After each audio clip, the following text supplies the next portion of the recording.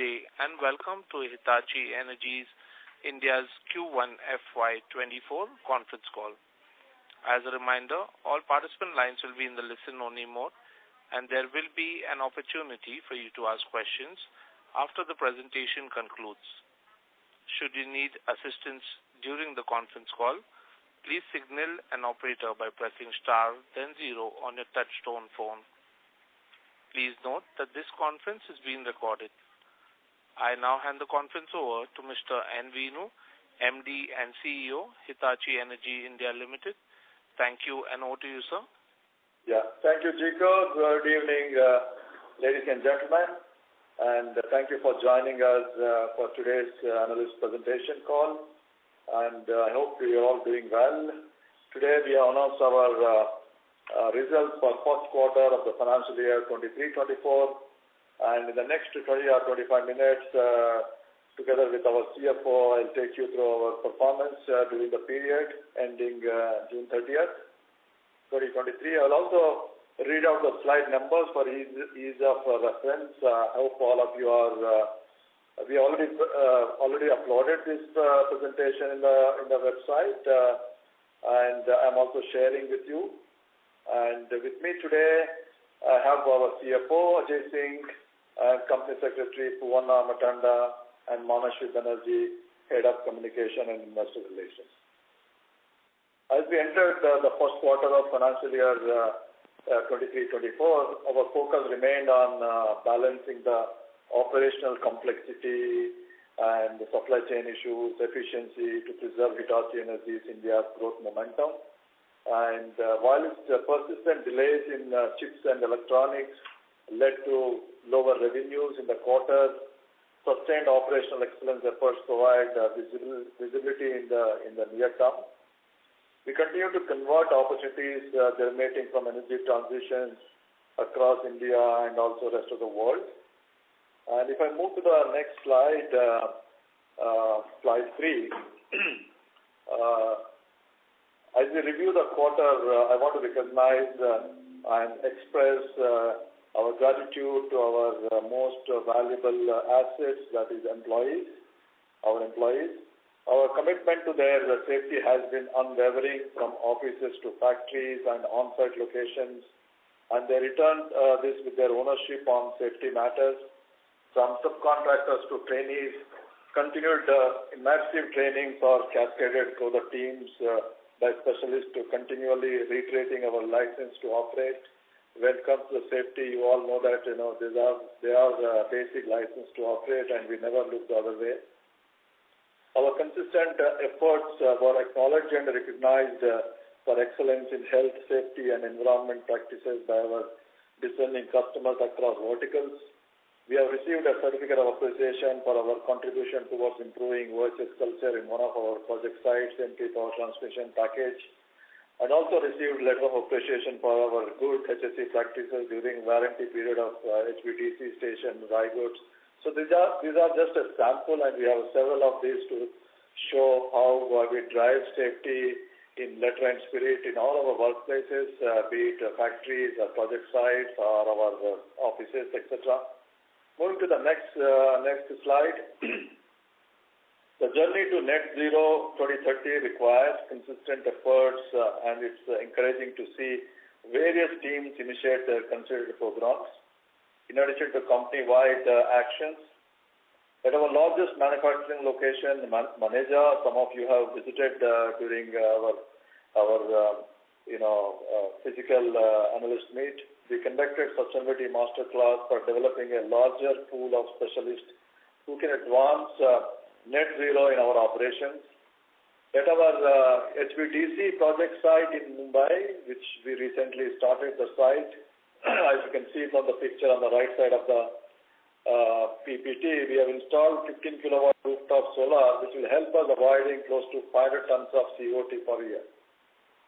We have also installed solar-based mobile charging facilities in rest sheds of the workforce colony at the site that can power multiple devices at a time. Along with this, we are transitioning to the services of EV cab provider starting from our Delhi NCR region. As we have placed sustainability at the heart of our purpose, advancing sustainable energy future for our partners and customers. With all these initiatives, some of these examples, since embarking on our journey towards net zero in 2021, we have achieved 42% reduction in our carbon footprint to enable a sustainable energy future, not only for today's generation, but those to come. Moving to the next slide, during the quarter, we received orders worth 1,147.5 crores, which is up 6% year-on-year without considering the HVDC order, which we have booked last year, corresponding last year same quarter. And some key order wins in this quarter include over 200 traction transformers by BLW, CLW, utilities, and new industries-led orders for various ratings of GIS, dry track transformers in India and also in the region. Power transformer orders from data center and other EPCs, and traditional power and renewable integration utilities continue to drive orders for EAS substations, and the GIS orders for some of our export orders. While a focus on portfolio led to a diversified order growth, revenue was 1,043 crores for the quarter ended June 30, 2023. Performance in this quarter is primarily affected due to continuous delays in chips and electronics, a lower revenue base, and operating fixed costs impacted profitability. Profit before tax stood at Indian rupees 3.4 crores and profit after tax is 2.4 crores. Despite the short-term challenges, we remain optimistic with continued order momentum and stayed focused on increasing operational efficiencies while expanding our portfolio in high-growth segments. The accelerated energy transition presents a medium to long-term opportunities for power technologies, particularly in our high-growth segments, including renewable data center, HVDC, transport, etc. At the close of quarter, order backlog stood at 7,024 crores, providing a revenue visibility for the coming quarters.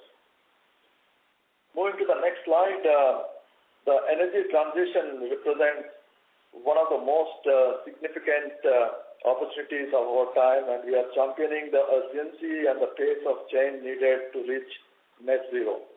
With our pioneering technologies and solutions, we are helping to accelerate the carbon neutral future, improving quality of living for today's generation and those that to come.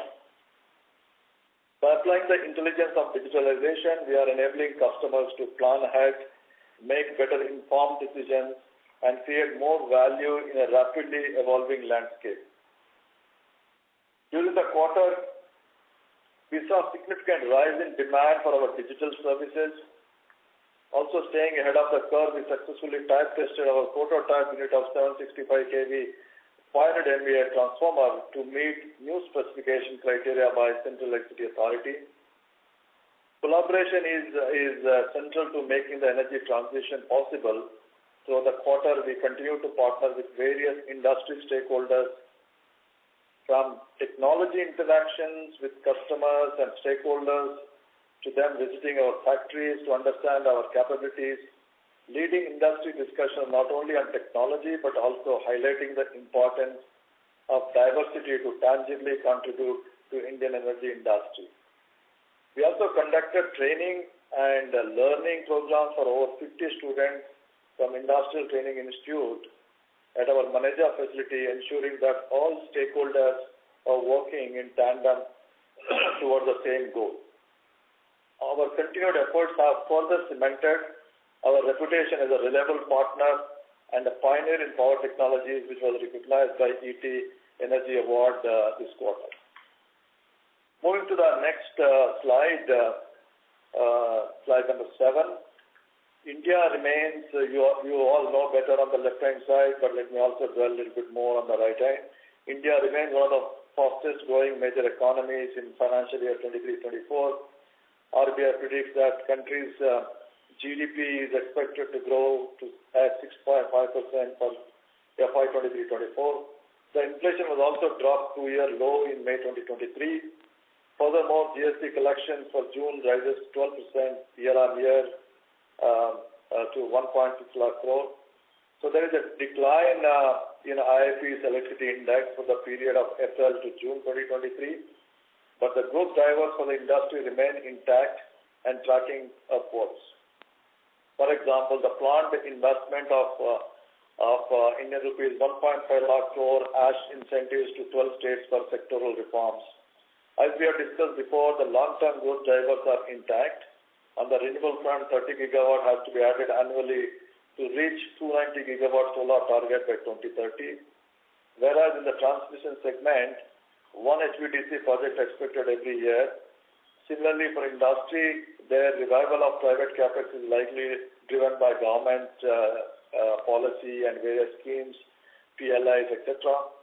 Metro, high-speed rail electrification, cross-country electrification, rolling stock upgrade, fueling the growth of transport segment, and tremendous opportunities in data center segment as the industry is expected to doubling its capacity by 2025. And DISCOM upgradation and modernization and RDSS schemes will lead to distribution growth over a period of time. Moving to the next slide, slide number 8. Just want to provide some color on the orders received in this quarter. Various solar power plant projects under the 500 gigawatt renewable generation capacity by 2030 are generating demand for grid integration technologies. This is complemented by comprehensive plan to strengthen the nation's transmission system with green energy corridor to bring clean energy to households and industries have been driving robust growth opportunities for the company during the quarter. We are already contributing to various projects and have made significant strides in this direction, securing cumulative orders for the integration of 1 gigawatt of solar power during the quarter and 130% rise in the orders from the previous quarter. With data centers remain a high growth segment in our strategy, year-on-year growth has shoots up to over 200%. Thanks to push for 5G in India, data localization, regulation, data center policies has driven the growth. With the sheer potential of the market, we see the trend continue for a couple of more quarters and years. Moving to rail and metro, Indian Railways commitment to achieve net zero by 2030, along with the electrification of high-density corridors, and also the rolling stock modernization have been another significant area of growth for us, with a 79% year-on-year growth in that. Reflecting the nature of customers' order this quarter, we saw an uptick in direct to customers, and also the spread is equal between utilities, industries, and transport infrastructure. Moving to the next slide, as we are talking about the service and the exports are two growth levers in addition to the domestic various high growth segments. Our order mix reflects our diversified portfolio across our installed base and our focus on leveraging our key growth markets and capitalizing on market opportunities. We successfully secured key market wins, providing us with a solid and steady momentum, especially in services and exports. Service orders have continued to hold a positive trajectory as we posted 40% year-on-year growth. One of the key wins are field study order for our upcoming Lake Kaithal HVDC project. We won the HVDC spare order from the state utilities and GCP spare order from a mining giant. We also secured our first order for a digital surge counter and leakage current monitoring system from a steel major. And when it comes to the exports, in this quarter, our exports contribution grew to over 30% of total orders. Orders from renewable and rail segments in Africa and demand of power quality products from US and Chile to Iraq illustrated a world in energy transition. Some of the key wins during the quarter were for GIS orders of 400 kV from power utilities in Singapore and agrotech industry in Greece. We also received a 245 kV air switchgear order for Tanzania Rail and transformer order for wind farm in Morocco. Also, newly established factories in Doddaballapur for HV Power Quality and Chennai for HVDC are expanding their export order contribution. So with that, now I hand over to Ajay Singh, our CFO, to walk us through the next slides on the financials. Over to you, Ajay. Thank you, Venu, and good evening all, and hope you all are doing well at your end. Well, we have been navigating the unstable market conditions using our long-term strategy in place to manage the impact of the global macroeconomic challenges. So during the quarter, the company booked orders worth ₹1147.54 crore, which is a modest increase of approximately 6% Y-on-Y without HVDC order in the corresponding quarter. Revenue for the quarter was 1043 crore, which is again 5% growth Y-on-Y. However, the profit before tax basically stood at 3.4 crore and profit after tax basically 2.4 crore, which also demonstrates a double-digit Y-on-Y growth on the low base. Operational EBITDA, if you see, it is 9.4 crore for the quarter. Compared to the last quarter, revenues have come down, which has impacted the bottom line. Even in the face of the persistent difficulties with consistent order growth, the order backlog stood at 7,070.9 crore, providing us a visibility of 20 months of revenue, and we are optimistic of the stronger growth basically in the long term. If you go to the next slide, basically we see that we have been discussing the ongoing macroeconomic issues over the past several quarters. I will share an update on how the numbers fared during the last 3 months. Let me take a moment to walk through this specific slide in further detail. If you see the table, it gives a clear picture of our relentless pursuit for improving the bottom line and a progressive margin recovery. If you see the material cost, it is around 60.9%. The personal expenses is 111 crore, which is lower than the last quarter. Other expenses has increased to 60 crore. Depreciation there is a slight increase in depreciation, and interest cost basically is more or less at the same level. So the chart on the right side of the table serves as a bridge, breaking down the change in the PBT quarter on quarter, and the main elements affecting our profitability, if you see, were continued delays of chips and electronics, and along with the fixed costs on the low revenue base. So if you see the bridge, where you'll see roughly we have been impacted in this particular quarter across 20 crores on account of the shortage of chips.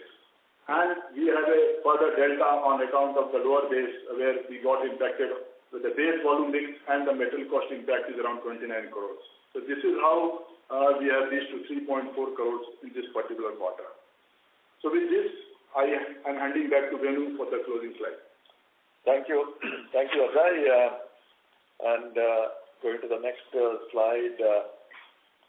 As we move ahead, this is my last slide before we open the floor for the questions. As we move ahead, our growth levers remain consistent, and we will continue to focus on high growth segments, which we have been talking about. High growth segments is renewable, transmission, data center, HVDC, industrial, etc. That align with our core competencies and the evolving needs of the sector. We continue our investment in talent and capacity for the high growth segments, leverage our newly established factories to strengthen footprint and grow market for service, digital through pilot and adoption, POC adoption and familiarity, etc. In our operations, we continue to reinforce the culture of health, safety, and environment sustainability in all of our spheres of our businesses. These remain what we call our license to operate, through which we deliver significant technology progress and value creation for customers, bringing strong societal, economic, and environmental impact.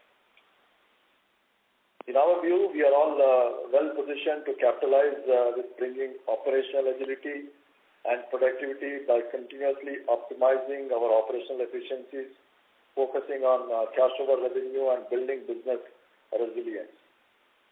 As we enter the final phase of the ongoing shortage of chips and electronics, we are well positioned to capitalize on the pent-up demand, sequentially improving our performance on the revenue and on the bottom line. Our purpose remains to advance a sustainable energy future for all, and we look forward to delivering this with a profitable and sustainable growth. With this, I close my presentation and open the channel for the questions. Thank you very much, ladies and gentlemen listening to me. Operator, please open the floor for the questions. Thank you very much. We will now begin the question and answer session. Anyone who wishes to ask a question may press star and 1 on the touch-tone telephone. If you wish to remove yourself from the question queue, you may press star and 2. Participants are requested to use handsets while asking a question. Ladies and gentlemen, we will wait for a moment while the question queue assembles.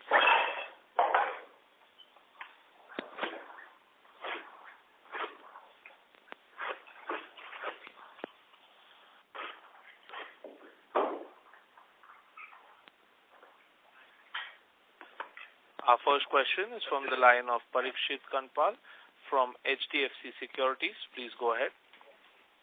Yeah, hi, Venu. So my first question is on chip shortages. I just wanted to understand contractually how, with the customer, how is this issue taken care of? So in case of a chip shortage, is the cost taken on us, or does the customer invoke any liquidated damages or LDs and we have to bear the losses? Yeah. Thank you, Parikshit. I think if I understand you correctly, how our customers are treating on these delays, right? So, yeah, as you know, this issue is, in our view, is across the industry. Some people some companies may be, slightly better or lower. So that's what is the thing. But otherwise, this is a industry-related issue in that.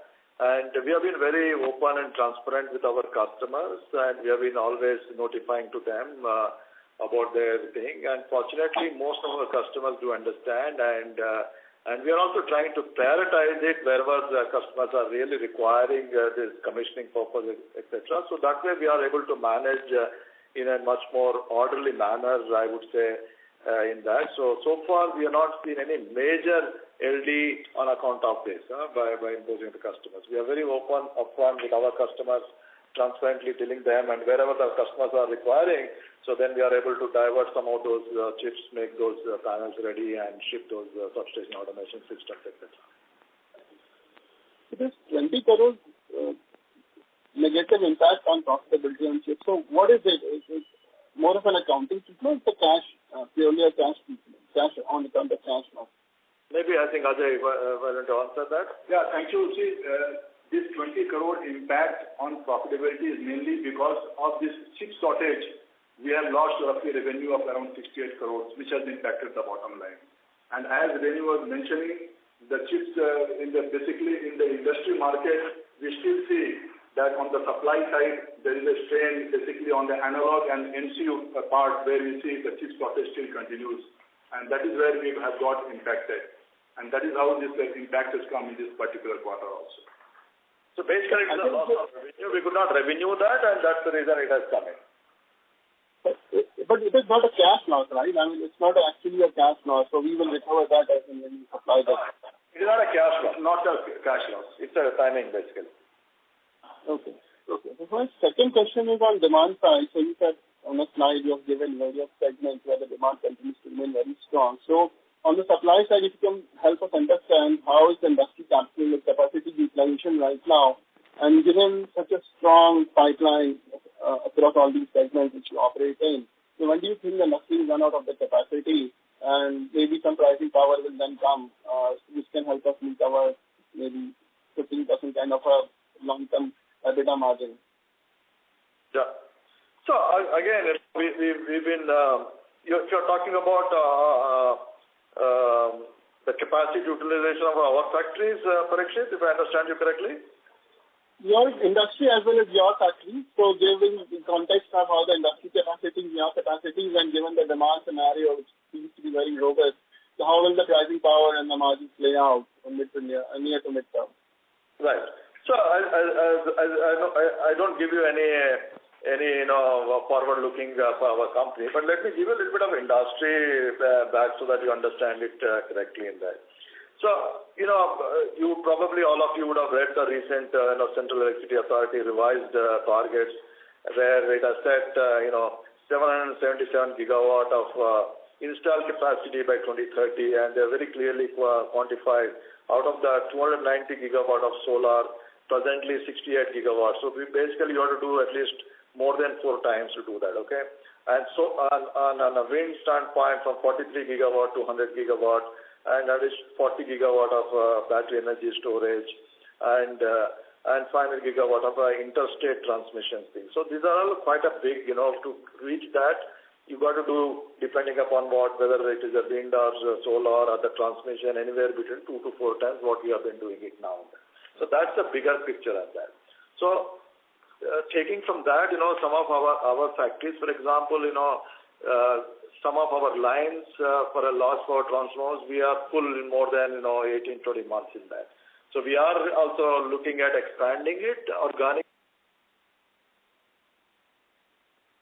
in our production processes, etc., and doing some quick investments, in improving our capacities. That's the one part. But as you know, we have seen this picture at least much ahead of the curve, and that's why we have inaugurated 3 new greenfield factories in the last financial year, and those things will come handy in handling those kind of requirements in that, right? And we have been. If I talk about ourselves, we have been in India, and we are investing in India, and we remained committed to that for a long run, and we have been continuously looking at both setting up a greenfield factories versus also expansions of the brownfield factories. Sorry to interrupt, Mr. Parikshit. May we request that you rejoin the question queue for follow-up questions, as there are several participants waiting for their turn. Thank you. Participants connected on webcast, please click on the audio question.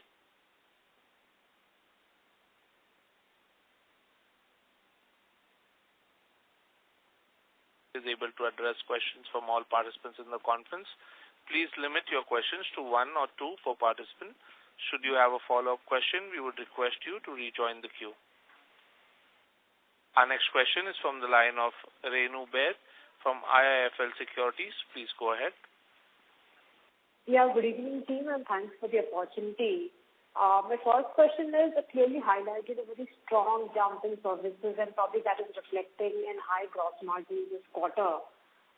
Can you also share some light in terms of how is the status on some of those projects which were on a higher cost basis and carrying lower margins? Are all those old orders behind in terms of execution, and can we incrementally expect on an annualized basis gross margin improvement to sustain? No, I think, can you repeat, Renu, first of all, good evening. It's not very clear. Can you please repeat if you don't mind? Sure. So my question is, first, if you look at this quarter, services, as you mentioned, have seen a very sharp growth, which probably is also reflecting in higher gross margin profile of almost 39%. So was wanting to ask, are the old low margin orders completed in terms of execution, or they still continue in the backlog?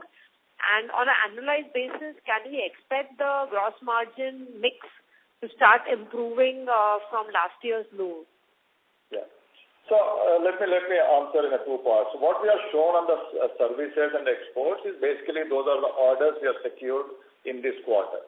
So revenue of that will come, over a period of time. So that's what we're saying. As you recall, our focus on exports, that in the beginning of our company, we started it was a 15%, then we set ourselves a target of 25% of exports, and then you recall we already reached last financial year, and we continue to maintain that, even though this quarter is slightly higher, but we believe that we will be in the if you take as an overall year, we will be in the 25%. And same is the case On the services point, we said, services, we were having a high single digit as part of the thing. So we are moving towards a double digit, close to 15% over a period of time. That was our strategy, and we are working towards that strategy, and you can see the results of that. And the revenue of that will follow through over a period of time in that. Sure. Secondly, in terms of, can we share some status on the HVDC order execution?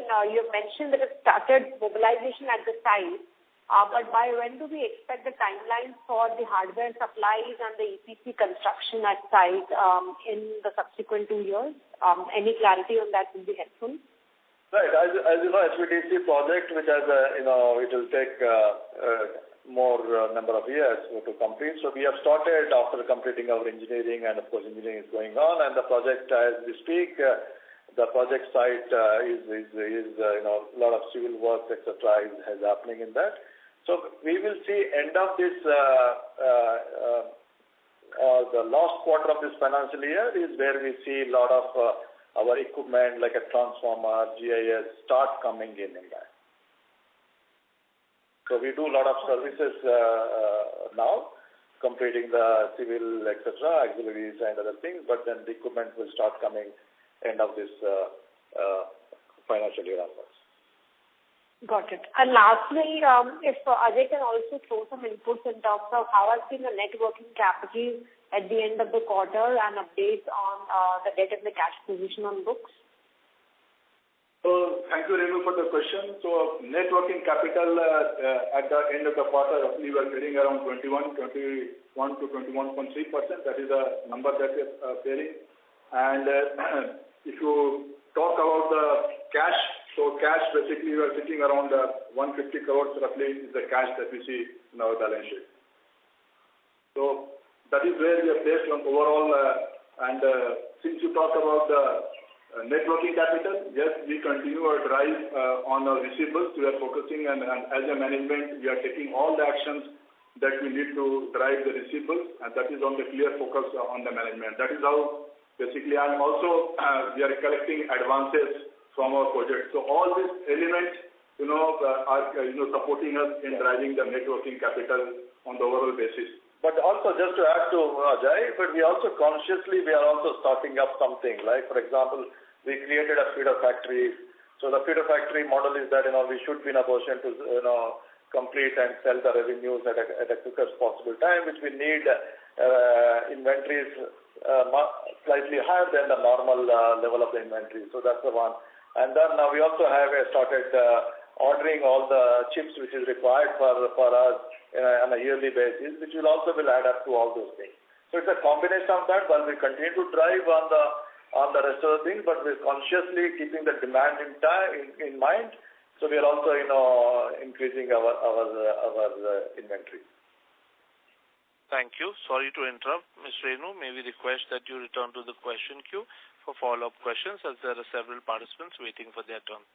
Thank you. May I request all participants to use handsets for optimum audio quality while asking a question. Thank you. Our next question is from the line of Mr. Mohit Kumar from ICICI Securities. Please go ahead. Good evening, sir. Thanks for the opportunity. So my first question is on the order inflow. So order inflow for Q1 was a little subdued, especially QOQ and YOY, if you exclude the HVDC. If you include the HVDC. So while you believe that outlook of investment in underlying industry is improving materially or has improved, my question is, are you seeing the inquiry pipeline, especially in the transmission, especially for the upcoming tenders? I believe the tender pipeline has moved to 500 billion as you speak today. Yeah. No, I think, thank you, Mohit, for your question. We are talking about orders. You would have seen, you say subdued if you consider HVDC project, but you know that we can't get HVDC project every quarter because these are the large projects. So that's the reason, we always track our order inflows without this kind of mega orders. So these are not large orders, these are mega orders. So if you consider, without that, we have a 6% growth on year-on-year. Yeah. We could have done better, I understand that. But then if you really look at our pipeline, our order pipeline is very robust. Okay, on order pipeline, one is that on the renewable, that's where we do a lot of grid connections of solar and wind. Solar especially is a very, very solid pipeline. And the second one is the transmission. The transmission is not only the traditional transmission like 765 kV AC or 400 kV GIS, etc., but we see a lot of tariff-based biddings are coming with the STATCOM tenders, and that's where we have a huge place. The third one is we also see a very good pipeline on the rail and infrastructure standpoint, where the rail is not only like a high-speed rail, also the cross-country regional rail electrification, metro electrification, and then rolling stock modernization like Vande Bharat trains, etc., are also seeing a very good growth of the opportunities. Okay. So my second question is about the signaling investment opportunity, railway signaling. My question is, are you qualified for electronic interlocking and automatic block signaling? If you are not, are we trying to build that capability over next 12 to 18 months? No, we are not into the railway signaling at all. Okay, so we don't have a railway signaling portfolio as part of that, nor we want to enter into the railway signal portfolio. So when you say you're participating in high-speed rail tenders, it is for electrification. Am I right in saying that? Yeah. High-speed rail tenders is basically electrification, our transformer, our GIS, our substation automation, etc. And if I'm not wrong, the electrification tender is out, right? The bidding is happening. Am I right in saying that? Right. Okay, so thank you. Yeah. Thank you. Our next question is from the line of Mr. Vinod from BOB Caps. Please go ahead. Yeah, hi. Am I audible? Yes, please go ahead. So I had one question regarding the high-speed rail. What we understand is JICA has specified that the high-speed rail contract should go to Japanese companies, and I guess Hitachi is one of the names which is being talked about. So will there be any rub-off impact for us, any benefit coming from Hitachi winning some of those high-speed rail orders, which can accrue to Hitachi Energy, the local entity here? Yeah, thank you, Vinod. See, I go based on the qualification requirements put in the high-speed rail tenders, and based on that, we have seen, we do qualify for, major portion of the power technology which go as part of the electrical tender in that. So we have submitted our bids to the EPCs and other people, and we will wait for that. Since the tender is on, so we don't want to discuss more on that. Okay. No, the other thing we learn is the train sets necessarily has to be sourced from the Japanese players. So 3 names came out: Mitsubishi, Kawasaki, and Hitachi. So I was just thinking, if the parent wins this high-speed rail contract, would there be anything percolating down to the Indian entity, the listed entity here? What we are saying in that particular tender is that Hitachi Energy products do qualify for that, certain products, not all of them for sure, certain products, and basis which we are given offers to whoever is participating on a turnkey basis. Okay, sir. Thank you. Thanks a lot. Yeah. Thank you. Our next question is from the line of Palachandra Vasant Shinde from Kotak Life. Please go ahead. Good evening, sir. So regarding this chip shortage, if we see peers-wise, we have not been, that has not been reflecting into their execution. Where exactly we are getting constrained on the supply? And based on this, your earlier target of reaching to double-digit margins by FY24 end or FY25, will it be get shifted by 1 or 2 quarters? How you see? Because we have been seeing the slippages in execution for last 2-3 quarters continuously. Yeah, so you're right. Actually, the chips and electronic shortages, which are primarily industry relevant topic. So we are also facing, most of them, we also import, and we are, tier 2 or tier 3. We don't directly import from the chip manufacturer, right? So they will give it to someone else. They will add value addition, and so that's very good thing. The focus in the beginning, it was across the, there was a shortage across all the things, but there has been improvement, for example, in auto industries, etc.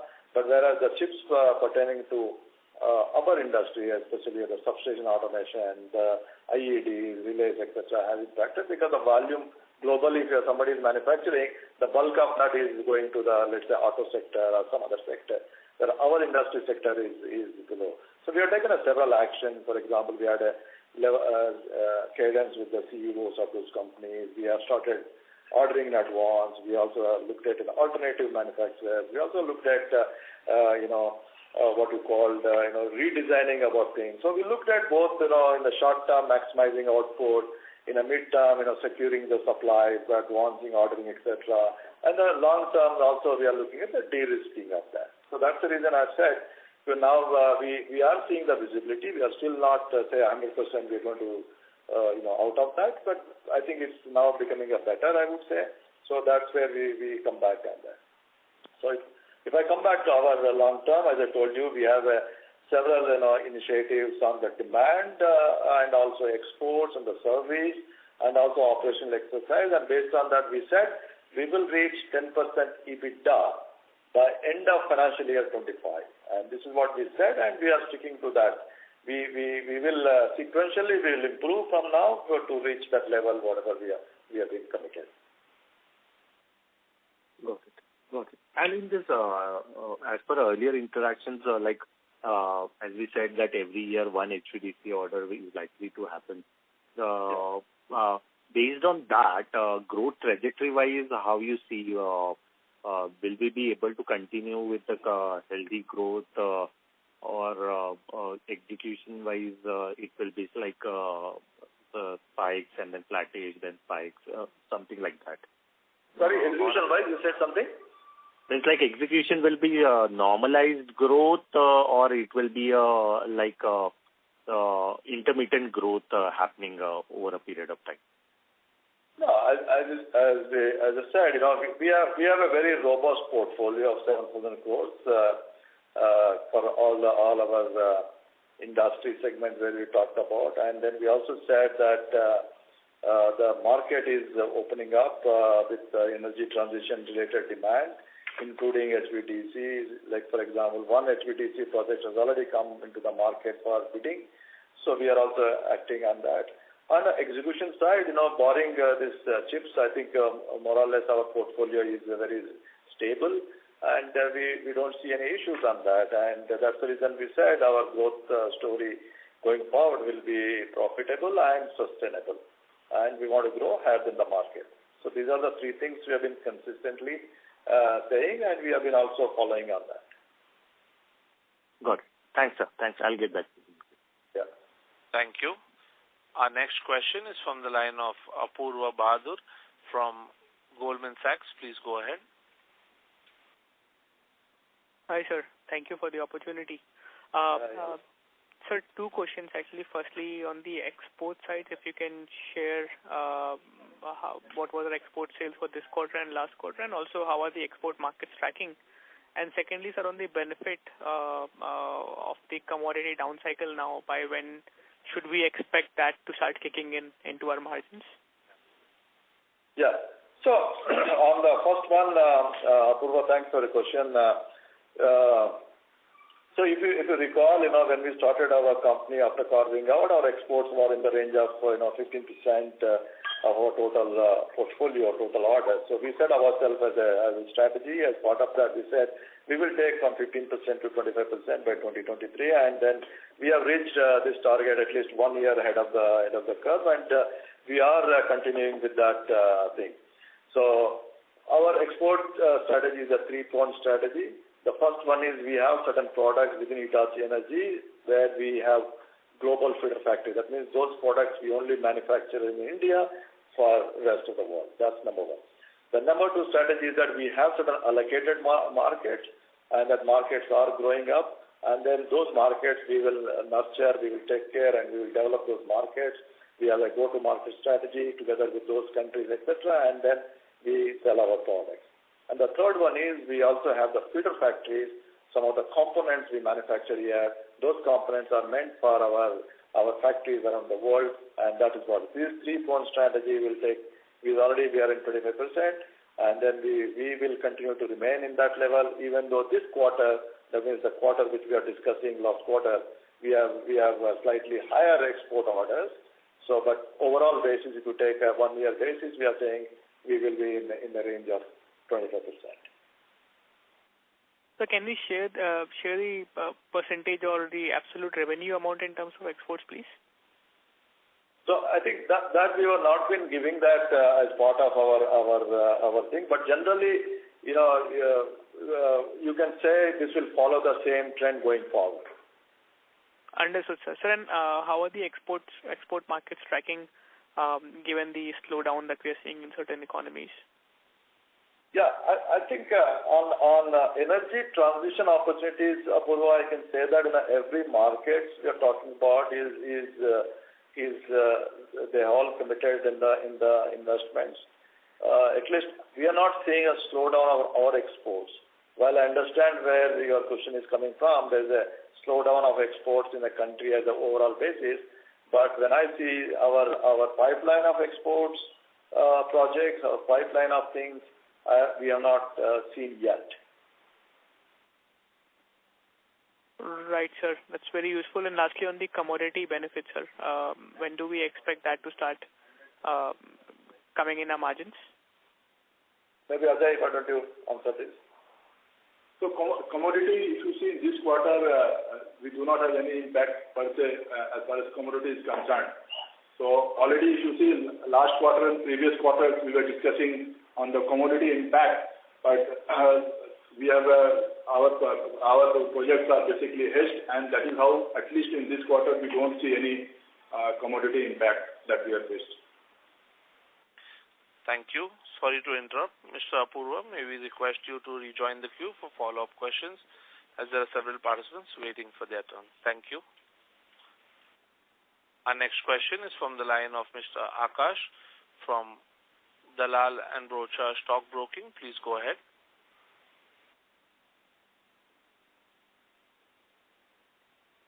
Mr. Akash, your line has been unmuted. You can go ahead with your question. Yeah, hi, sir. Hey, hello. Hello, Akash. Yeah. So, sir, my question is from the point of view as to how is the industry outlook currently, sir? I mean, how do we see the order flow coming in the coming, let's say, next 4 to 5 quarters for Hitachi Energy? Yeah. So, Akash, thank you for the question. As you know, that we don't give a guidance on the forward-looking information, but what I can definitely tell you about the industry thing, I just talked about a couple of pointers for you to understand how the market is going up in India. So energy transition demand is quite robust in India and also in some of the export markets where we operate in that.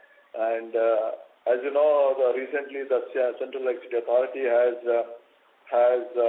announced that 777 gigawatt of installed capacity by 2030, and out of that 290 gigawatt from solar and 100 gigawatt wind, and another 40 gigawatt of battery energy storage. So all those things to reach that, one needs to do at least 2 to 4 times, depending upon what. Suppose, for example, wind means from 43 gigawatt to 100 gigawatt, which is more than 2 times. Solar 68 gigawatt to 290 gigawatt, which is more than 4 times what you have to do that. Yes, there are certain constraints, supply chain constraints, for example, on the solar standpoint, modules availability, etc. We'll have some limiting thing in that, but by and large we see that. Same is the case on the transmission standpoint. For example, TBCB you take, year before there are 11 projects have been awarded. Last year there are 22 projects have been awarded, and we see the pipeline is very robust now. Already, a huge amount of tenders pipeline has already come for a bidding or in the process of bidding. So all those things would definitely, in addition to the your traditional infrastructure rail projects, what I talked about. So those things should get us, a good order inflow. Got it, sir. And also on the one more question from the execution point of view. So you said there's a 3-point strategy that you are basically focusing on. First, focusing on the exports. Second, now that we have the feeder factories and all the expansion that we needed to do on the greenfield capex and all is also done. And thirdly, we already have the demand and order book in our hand. So going forward, our execution should only be better and upwards, right? I mean, do we see any further execution challenges or blips going forward? So, our endeavor, all our management and our endeavor is to see that we execute what we have it, and whatever the constraint we have within our reach, we will do it. But some of the constraint beyond our control, for example, in this case, the chips, which is beyond our control. So those things, we also have some challenges to that. But we will definitely, if you really look at the outlook of the chips, we see a good visibility of that. Same is the case, we expect to improve our performance. Okay, sir. All the best. Good luck. Thank you. Thank you. Our next question is from the line of Venkatesh Subramanian from Logic Tree Investment Advisors Private Limited. Please go ahead. Yes, sir. Good evening. Thanks for the opportunity. Two questions, sir. One is, I have been reading a little bit on Hitachi India and its strategic plans, and so what kind of synergy is there between Hitachi India and Hitachi Energy? And where is there, if you could just highlight a little bit on that. And number two, in terms of the opportunities globally, if you see Hitachi Energy globally, they would have a growth plan. Where do you think we could be as a share of the global revenue, let's say in 5 to 7 years' time, sir?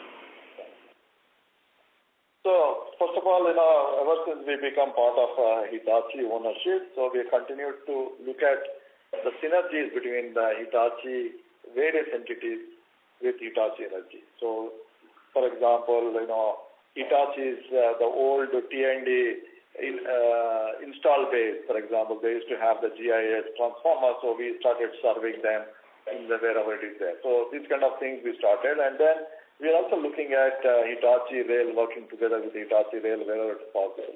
And the third one is where we are really working together with Hitachi, is that Hitachi has a digital portfolio as part of their global logic.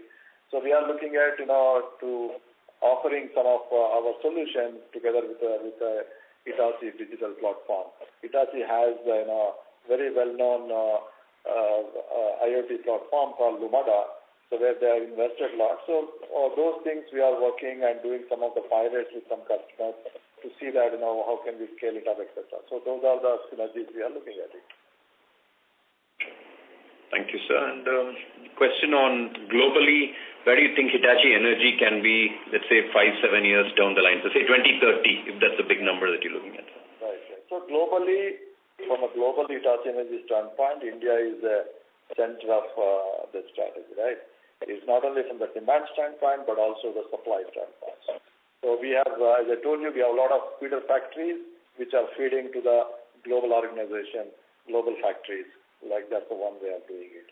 A lot of engineering happens here. And the second is, from the market standpoint, India is around at least a top 5th or top 6th globally for Hitachi Energy in that. So it's both from the demand and supply and availability of the skills, resources, etc. is quite an important market, important entity from a global energy standpoint. Sure. Yeah. Fine, sir. A quick one, sir, if you can squeeze in again on chips and electronics. Considering that India is building an ecosystem of fabs, semiconductors, quite a lot of attention is being given. While I'm sure you're looking at a lot of alternatives and all that, do you think at some point of time we will broadly be self-sufficient in this area where this does not continue to be some sort of a weakness for us? Yeah, I think not sure, what kind of chips they're going to manufacture. At least, that's quite a long story in my view. Manufacturing those things which are required for this our kind of portfolio. But it's quite possible also. Right. Okay. But as a company, we are looking at self-sufficiency somewhere. Yeah, some of the very important semiconductors. For example, HVDC, a lot of semiconductors. So that we have our own in-house factory in Switzerland. So that we have a full control. Whereas some of the grid automation, the electronics, those things are very small components, electronics. So that we depend on things. So there we are not looking at manufacturing our own chips and electronics over there. Because the volume, all those things will not make business cases, Thank you, Mr. Venkatesh. We move to our next question. Our next question is from the line of Ms. Renu Baid from IIFL Securities. Please go ahead. My questions have been answered. Thank you. Thank you. Thank you. Operator, we can close now. Thank you, sir. That was the last question of our question and answer session. Due to paucity of time, I would now like to hand the conference over to Mr. N. Venu for closing comments. So, thank you very much, operator, for moderating nice way. And ladies and gentlemen, thank you once again for attending to our conference call. Appreciate very much. If you need anything more or anything you want to talk to us, please write to us. We are happy to engage with you. And please take care and stay safe. Thank you. Thank you. Thank you. On behalf of Hitachi Energy India Limited, that concludes this conference. Thank you for joining us, and you may now disconnect your lines.